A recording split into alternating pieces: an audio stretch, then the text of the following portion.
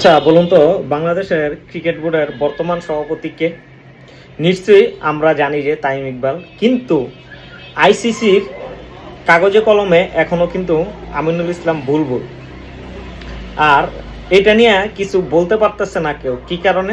কারণ বাংলাদেশের অ্যাডহক কমিটির সভাপতি আপনার তামিম ইকবাল, আর তামিম ইকবালকে কিছু বলতেও পারবে না। কি কারণে জানেন? কারণ তামিম ইকবালকে আবার আমাদের পাশের দেশের দাদারা পছন্দ করে বেশি।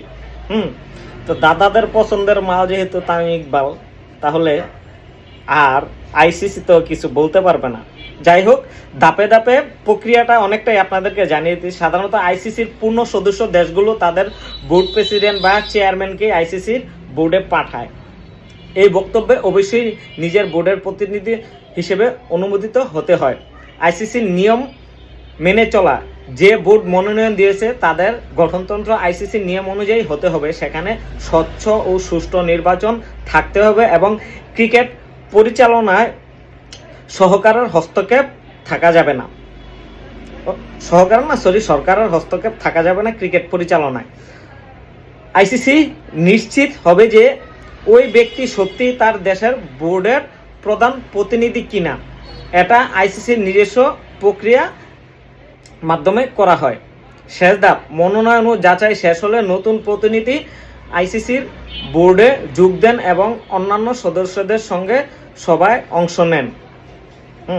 তারপর কাজে আমিনুল ইসলাম এখনও আইসিসির বোর্ড মেম্বার দেখানো এবং তামিম ইকবালকে না দেখানোর সম্ভাবনার কারণ দুটো। তামিম এখনও আইসিসির প্রধান কার্যালয়ে গিয়ে ইন্ডাকশন প্রসেস সারেননি।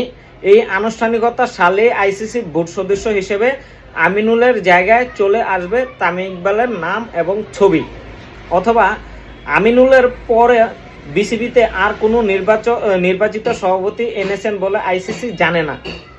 নিয়ম অনুযায়ী নির্বাচিত সভাপতি তাদের ছাড়া কাউকে বোর্ড সদস্য করার কথা নয়।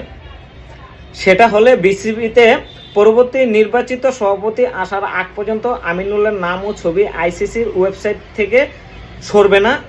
তামিম হয়তো আইসিসির বোর্ড সভায় যোগ দিতে পারবেন না। এখানে উল্লেখ করা প্রয়োজন, বিসিবি এখন যে কমিটি দ্বারা পরিচালিত হচ্ছে সেটি কোনো নির্বাচিত পরিচালনা পর্ষদ নয়। এটি সরকারের মনোনীত অ্যাডহক বা আহ্বায়ক কমিটি, যাদের কাজ মূলত বিসিবিতে গ্রহণযোগ্য একটি নির্বাচন আয়োজন করা। এটি কাজ তাদের। এই কমিটির প্রধানকে সভাপতি বলারও বিভ্রান্তিকর। এই ধরনের কমিটি প্রধানকে পদের নামটাও সাধারণত হয় আহ্বায়ক। কমিটির অন্যান্য সদস্যরাও বোর্ড পরিচালক নন, তাহলে অ্যাডহক আহ্বায়ক কমিটির সদস্য। তো বন্ধুরা, বুঝাইতে পারছি আপনাদেরকে, তামিম ইকবাল এখনো সভাপতি নন, তবে হবেন ভবিষ্যতে।